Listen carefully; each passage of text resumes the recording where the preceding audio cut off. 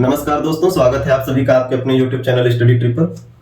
दोस्तों, पिछली श्रृंखला जो हम लोगों ने प्रारंभ की थी एक पुस्तकें और उनके रचनाकार को लेकर के, जो प्राचीन भारत से संबंधित पुस्तकें थी उनको लेकर के एक श्रृंखला जो शुरू की थी, उसमें जो बची हुई कुछ महत्वपूर्ण पुस्तकें हैं आज उन पर हम लोग चर्चा कर लेते हैं, जिससे कि अगली श्रृंखला जो हो वो मध्यकालीन भारत की पुस्तकों से हो और फिर आधुनिक भारत की पुस्तकों से हो।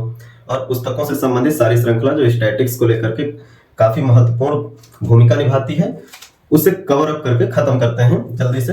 तो चलिए, आज जो सेकंड हम लोग क्लास प्रारंभ कर रहे हैं उस पे आगे बढ़ते हैं और देखते हैं कुछ महत्वपूर्ण पुस्तकें कौन सी हैं।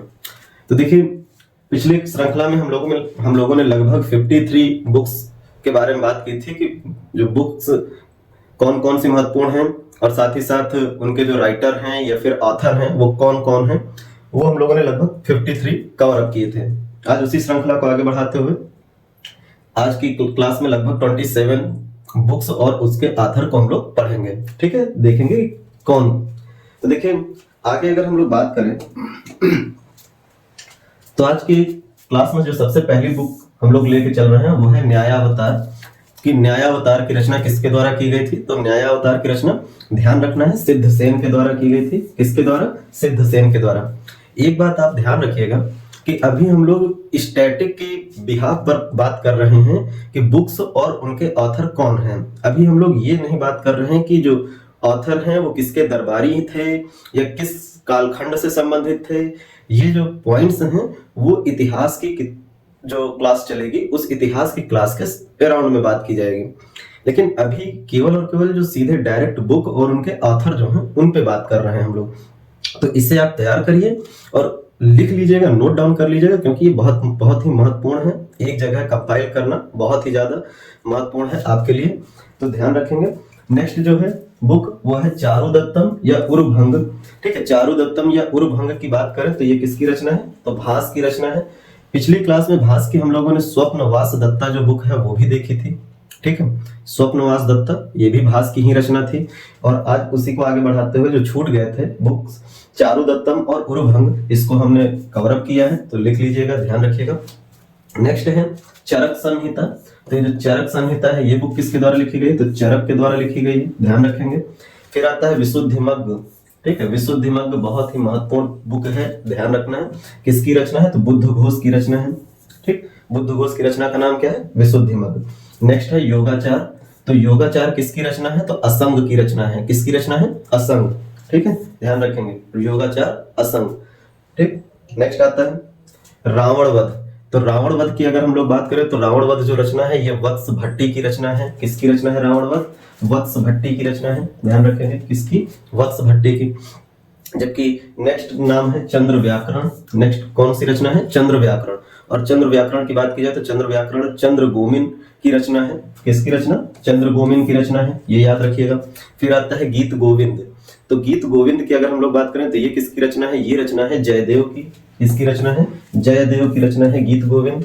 ठीक है, फिर नेक्स्ट आता है सौंदरानंद। सौंदरानंद की बात करें तो ये किसकी रचना है? ये रचना है अश्वघोष की, ध्यान रखेंगे, अश्वघोष। अश्वघोष की पिछली क्लास में भी हम लोगों ने रचना देखी थी। कौन सी रचना थी? तो बुद्ध चरितम जो है वो अश्वघोष की रचना आपको देखने को मिली थी। तो इस क्लास में अश्वघोष की एक रचना है, कौन सी? सौंदरानंद। नेक्स्ट है गाथा सप्तशती। गाथा सप्तशती की अगर हम लोग बात करें तो ये किसकी रचना है? हाल। किसकी रचना है? हाल की रचना है गाथा सप्तशती। फिर है दाय भाग। दाय भाग की बात करें तो ये किसकी है? तो जिमूत वाहन। किसका नाम आता है? जिमूत वाहन। दाय भाग की रचना किसने की है? जिमूत वाहन के द्वारा की गई थी। जबकि एक नेक्स्ट आता है लीलावती, और लीलावती के रचनाकार हैं भास्कराचार्य। कौन है? भास्कराचार्य किसके रचनाकार हैं? लीलावती के रचनाकार हैं, तो ये याद रखिएगा। नेक्स्ट बढ़ते हैं, अगला है तिरुक्कुलर या कुरल। ठीक है, तिरुक्कुरल या कुरल। ये इस पेज में जितने भी हमने नाम इंक्लूड किए हैं ये ध्यान रखेंगे।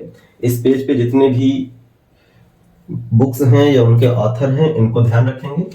ये जो है ये संगम काल से संबंधित है। जितने भी बुक्स और ऑथर हैं ये संगम काल से संबंधित हैं, यानी संगम साहित्य हैं सभी। ठीक है, और संगम साहित्य बहुत ही ज्यादा महत्वपूर्ण आपको देखने को मिलते हैं। इनके अलावा पिछली क्लास जो पढ़ी थी उसमें भी हम लोगों ने 2 संगम साहित्य इंक्लूड किए थे, एक मणिमेखले था और एक सिलप्पाधिकारम था। ठीक है, तो मणिमेखले जो शीतले सतनार की बुक है और सिलप्पाधिकारम जो कि इलागो आदिगल की रचना है, वो पिछली क्लास में हम लोगों ने इंक्लूड किया था। आज जो बचे हुए संगम साहित्य हैं जो पिछली क्लास में नहीं इंक्लूड किए थे, उनको एक साथ हमने कंपाइल किया है, तो इसको आप ध्यान देंगे, बहुत ही महत्वपूर्ण संगम साहित्य है। तो पहला आता है तिरुकुरल या कुरल, तो इसकी रचना किसके द्वारा की गई थी? तो तिरुवल्लुवर नाम आता है।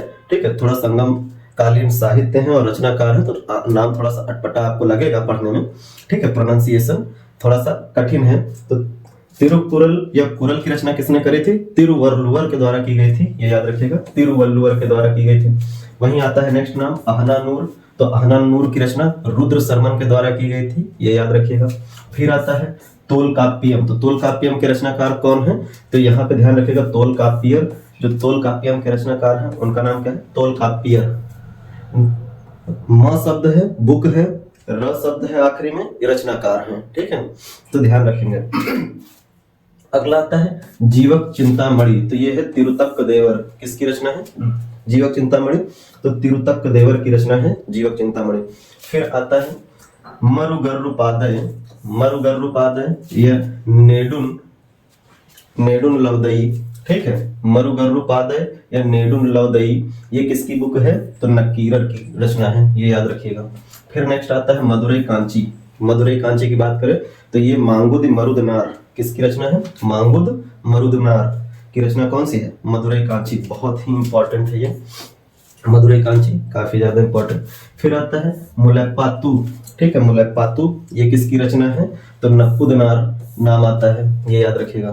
तो रचना और रचनाकार में ये महत्वपूर्ण नाम है।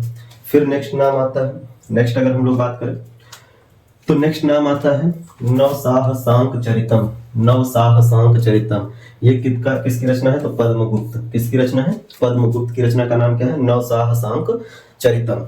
फिर आता है विनय पिटक। ठीक, विनय पिटक की बात करें तो ये किसकी रचना है? तो उपाली की रचना है, ये बौद्ध ग्रंथ से संबंधित है। ये जो तीनों हैं बौद्ध ग्रंथ महत्वपूर्ण है, जो त्रिपिटक हैं, उन ये तीनों मिलकर क्या बनाते हैं? त्रिपिटक बनाते हैं बौद्ध धर्म में। अभी हम लोग डिटेल नहीं कर रहे हैं, बस केवल ध्यान रखिएगा। ठीक है, बाद में जब डिटेल आएगी तो वहां त्रिपिटक में इनके बारे में थोड़ा बातचीत की जाएगी। अभी के लिए ध्यान रखना है, विनय पिटक की रचना किसके द्वारा की गई थी? तो उपाली के द्वारा की गई थी, जबकि सुत्त पिटक की रचना आनंद के द्वारा की गई थी और अभिधम्म पिटक की रचना मोगलपुत्र तिस्स के द्वारा की गई थी, ये याद रखिएगा। विनय पिटक की रचना उपाली, सुत्त पिटक की रचना आनंद और अभिधम्म पिटक की रचना मोगलपुत्र तिस्स के द्वारा की गई थी। वहीं नाम आता है अभिधम्म कोश, अभिधम्म कोश, इसकी रचना वसुबंधु के द्वारा की गई थी। प्रबंध चिंतामणि, प्रबंध चिंतामणि की रचना मेरुतुंग के द्वारा की गई थी। वहीं रामावतारम आता है, ये तमिल साहित्य है, ध्यान रखेंगे ये भी।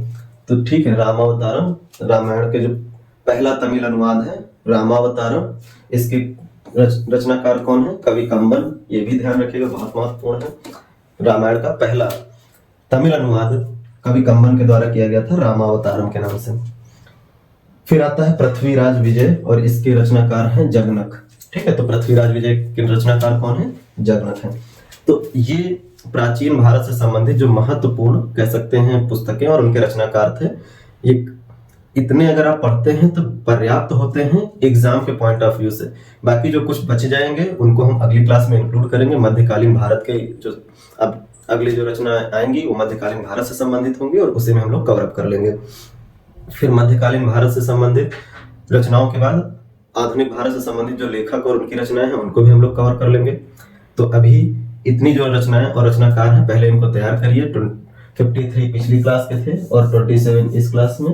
अगर देखा जाए तो 80 बुक्स जो हैं ये आपको अभी के लिए जानकारी में लिस्ट में आ गई हैं, जिसमें आप बुक्स और इनके ऑथर को लिस्ट बना लीजिएगा एक जगह पर और पढ़िएगा। बाकी मिलेंगे अगली क्लास में नए बुक्स और ऑथर के साथ। तब तक के लिए धन्यवाद, नमस्कार।